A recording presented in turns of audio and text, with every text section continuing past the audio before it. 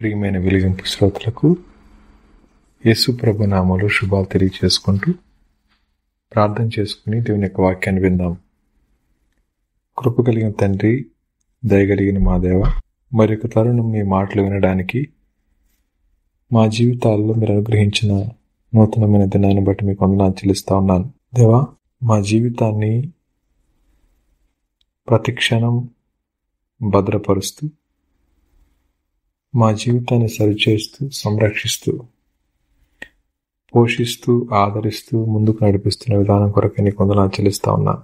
ఈ దినాన ప్రభువా, మీ మాటలు వినడానికి చేరి వచ్చిన బిడ్డలందరినీ బట్టి మీకు వందనాలు చెల్లిస్తూ, ఈ మాటలు వింటున్న ప్రతి శ్రోతను దేవ మీరు దర్శించమని మీ కృపగల హస్తాలకు వారిని అప్పగించుకుంటూ యేసు ప్రభు నామంలో మిక్కిలి వినమ్మిక బ్రతిమాలి అడిగి వేడుకొని ప్రార్థిస్తున్నాం తండ్రి, ఆమెన్. శ్రోతలు అందరూ బాగున్నారు కదా? ఈ వారం మనం సామెతల గ్రంథం 27వ అధ్యాయం మొదటి వచనాన్ని ఒకసారి చదువుకుందాం. రేపటి దినమును గూర్చి అతిశయపడకము, ఏ దినమున ఏది సంభవించునో అది నీకు తెలియదు. Do not boast about tomorrow, for you do not know what a day may bring. సామెతల గ్రంథకర్త ఈ మాట రాస్తూ మనందరి జీవితాల్లో ఒక శ్రేష్టమైన పాఠాన్ని నేర్పడానికి దేవుడు ఈ లేఖనాన్ని మన కోసం వ్రాయించారు. అయితే ఈ లేఖనాన్ని అనేకమారు చదువుకున్న మనం ఆ లేఖన భాగాన్ని మన జీవితాలకు అన్వయించుకునే కారణం చేత ఎన్నో శ్రమల గుండా, ఎన్నో అనుమానాల గుండా మన జీవితాన్ని నడిపించుకుంటూ భ్రమల మధ్య జీవిస్తూ, శ్రమలలో కృంగిపోతూ, నిరాశ నిస్పృహల్లో నలిగిపోయేవారు ఎంతోమంది కనపడతా ఉంటారు.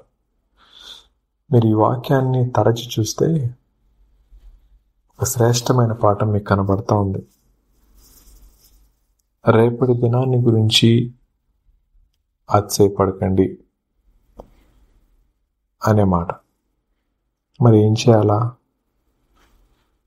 ఈ దినాన్న దేవుడు మనకు అనుగ్రహించిన దాన్ని బట్టి సంతోషపడుతూ, ఆయన కొరకు మనం ఏం చేయాలో ఆలోచిస్తూ నమ్మకంగా జీవించడమే మనకు అప్పగించబడిన పని. నేటి దినాన్న చాలామంది శ్రోతలు లేదు, మన చుట్టూ ఉన్న ప్రజలు రేపట్లోకి తొంగి చూడాలని ఆశపడుతూ వారిని ప్రయత్నాలు చేస్తూ ఉంటారు. ఇది ఎలా ఉంటుంది అని అంటే, కొందరి జీవితాల్లో కెరటం వెంబడి కెరటం వస్తూ తిరిగి నిరాశగా లోపలికి వెళ్ళిపోయినట్లుగానే ఎంతో ఆశపడతాం, ఎంతో ఎదురు చూస్తాం. ఆ రోజు రానే వస్తుంది, తిరిగి అలాగే వెళ్ళిపోతుంది. కానీ ఆ రోజు కోసం మనం కన్న కలలు కానీ, మనం ఊహించుకున్న ఊహలు కానీ ఆ దినాన నెరవేరకపోతే తిరిగి మళ్ళా రేపటి దినాన్ని గురించి. ఇది కదా మానవుని యొక్క జీవిత చక్రం. అయితే దేవుడు మనతో మాట్లాడుతూ ఉంది, నీ రేపట్లో నేను కదా ఉంది అని. మన రేపట్లో ఈరోజే ఉన్న ప్రభు మనకు తోడుండగా మనం ఎందుకు కంగారు పడాలి? అయితే ఈరోజు ఈ మాటలు విన్న మనందరం కూడా దేవుని యొక్క చిత్తాన్ని గ్రహించగలిగి ఆ చిత్తానికి సంపూర్ణంగా సమర్పించుకోగలిగినట్లయితే ఈరోజు నా ప్రభు కోసం ఏం చేశాము అనేది మాత్రమే ఆలోచించగలుగు. ఆ చింత లేని అనేక మంది వారి జీవితాల్లో నిశ్చింతగా ఉన్నాం అనుకుంటూ భవిష్యత్ ప్రణాళికను ఊహించుకుంటూ ఊర్రూతలు ఊతుంటారు. ప్రియ శ్రోతలు, ఈరోజు మన కనుల ముందు చీకటి కమ్ముండొచ్చేమో. ఆ చీకటి వెనక దాగి ఉన్న నీతి సూర్యుని మనం చూడగలిగితే చీకటి చీకటి కాకే పోవును. ఇది కదా మనం నేర్చుకోదగిన పాఠం. ఈ రోజున దేవుడు ఎవరిని అమితంగా ప్రేమిస్తారో, దేవుడు ఎవరిని దర్శించడానికి ఇష్టపడుతుంటారో వారి జీవితాల్లో అధికంగా కనబడేది చీకటి దినాలే కదా. మీరే చెప్పండి, శ్రమ లేకపోతే ఆనందం విలువ ఎవరికి తెలుస్తుంది? దుఃఖం లేకపోతే సంతోషం విలువ ఎవరికి తెలుస్తుంది? సమస్య లేకపోతే పరిష్కారం విలువ ఎవరికి తెలుస్తుంది? అలా అని వాటి కోసం ఎదురు చూడమని కాదు. అవి మానవులైన ప్రతి ఒక్కరూ ఏదో ఒక సమయంలో తప్పకుండా వాటిని ఎదుర్కోవాల్సిందే. కానీ అలా అని వాటిని ఊహిస్తూ వాటి పర్యవసానాల గురించి ఆలోచిస్తూ ఈరోజు మనకిచ్చినటువంటి సమయాన్ని దుర్వినియోగపరచుకోవడం మనకి క్షేమకరం కాదు. మా శ్రోతలైన వారిలో ఎవరైనా సరే ఒకవేళ చీకటి శ్రమల గుండా మీరు ప్రయాణం చేస్తున్నట్లయితే కంగారు పడకండి. మీ రేపట్లో ఆయన ఈరోజే ఉన్నాడు. ఆయన సమస్తాన్ని సమకూర్చి తనను ప్రేమించే వారి మేలు కోసం జరిగించే దేవుడు ఆయన. అంతటి పట్టింపు కలిగిన దేవుని విషయంలో మన పట్టింపు ఏమంటారు? ఆయన అంతగా పట్టించుకొని మన ప్రతి అక్కర దగ్గర హస్తాన్ని చాపుతా ఉన్నప్పుడు దేని గురించి చింతపడాలి చెప్పండి? కాబట్టి ఈ సాయంకాలపు వేళ ఈ మాటలు వింటా ఉన్న ప్రియ శ్రోత, ఈ దినాన్న మీరు ప్రభు కోసం ఏం చేశారు? సమాధానం చెప్పగలుగుతారా?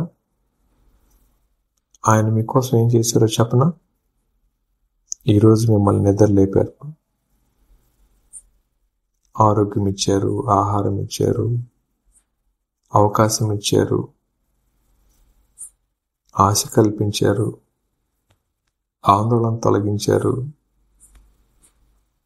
ఇంకేమి చెప్పొచ్చు చెప్పండి? అన్ని చేసిన దేవుని కోసం మనమేం చేశాం? ప్రశ్నిస్తున్నాం, ప్రతిఘటిస్తున్నాం, ఆయన మీద పోరాటాన్ని చేస్తా ఉన్నాం. అయితే నిజమైన దేవుని పిల్లలు భవిష్యత్ ప్రణాళిక వేస్తూ నేడు ఆ ప్రణాళికలో జీవించడానికి ఇష్టపడతా ఉంటారు. ప్రణాళికాబద్ధమైన జీవితం వద్దు అని కాదు చెప్పేది. దేవుడు అనుమతించిన ప్రకారం దేవుని చిత్తానుసారంగా ఈ దినాన్న మన సామర్థ్యం కొలది మనం పనిచేయగలిగినట్లయితే అనేక సమస్యలుగా కనపడవు. మీరు ఊహించండి, లోకంలో చాలా మంది నిర్భాగ్యులు, చాలా మంది దీనస్థితిలో ఉన్నవారు మన కనుల ముందు మనకి కనబడకపోయినా వారు చేస్తున్న పోరాటాల కంటే ఈరోజు మనం వెళతా ఉన్న పరిస్థితి అతీతమైంది ఏమీ కాదు కదూ. మీ కనుల ముందు మీకున్న అప్పులు, అవసరాలు కనబడే మాట వాస్తవం. కానీ బైబిల్ అంటా ఉంది, మొదట ఆయన రాజ్యమును ఆయన నీతిని వెతకండి, అప్పుడు అవన్నీ మీకు అనుగ్రహించబడును అని. రేపటిని గురించి చింతించొద్దు అని బైబిల్ చెప్పింది. నేడు మనం చేస్తా ఉన్న పని రేపటి గురించి చింతిస్తా ఉన్నాం. ఆయన రాజ్యాన్ని ఆయన నీతిని వెతకమని చెప్పారు. కానీ మనం మన సొంత సామ్రాజ్యాన్ని, మన స్వనీతిని చూయించుకుంటూ ముందుకెళ్తా ఉన్నాం. ఇవి కదా మన జీవితంలో నష్టపోవడానికి గల కారణాలు. ఇవి కదా మన ఆనందాన్ని దొంగిలించే సాధనాలు. ఈ సత్యాన్ని మనం గ్రహించగలిగితే దేవుడు చెప్పిన వాగ్దానాన్ని స్వతంత్రించుకుంటూ మొదట ఆయన రాజ్యాన్ని, ఆయనను లేదా ఆయన నీతిని వెతకగలిగితే, ఆయన మీదే ధ్యాస పెట్టి అనుగ్రహించబడిన దినంలో ఆనందంగా జీవించగలిగితే రేపటిలో కావలసిన వాటిని ఆయన కదా సమకూర్చేది. ప్రియ శ్రోతలు, ఒక క్షణం చెప్పండి, ఈరోజు మీరున్న స్థితి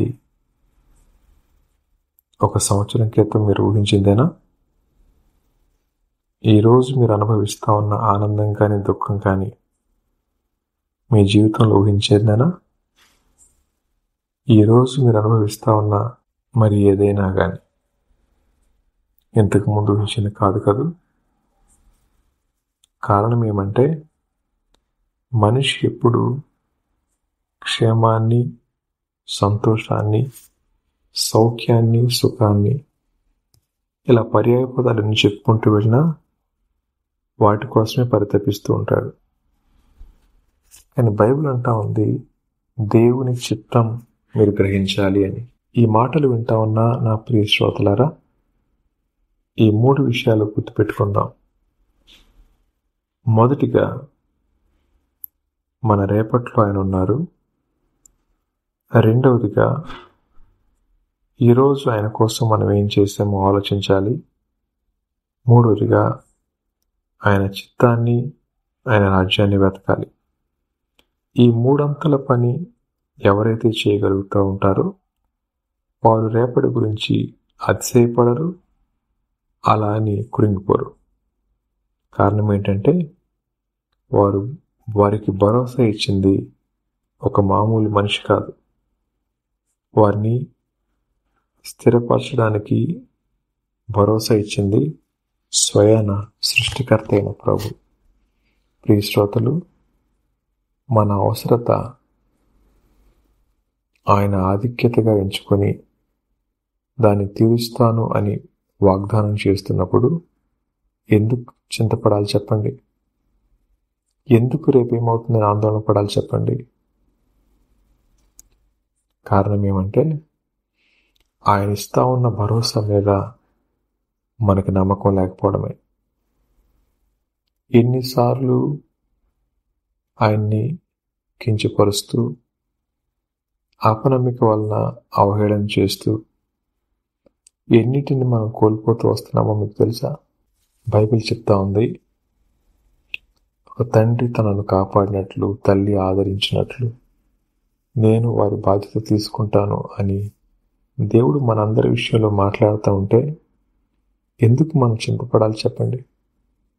కాబట్టి రేపట్లోనికి తొంగి చూస్తూ ఈరోజు ఉన్న ఆనందాన్ని ఎందుకు కోల్పోవాలి?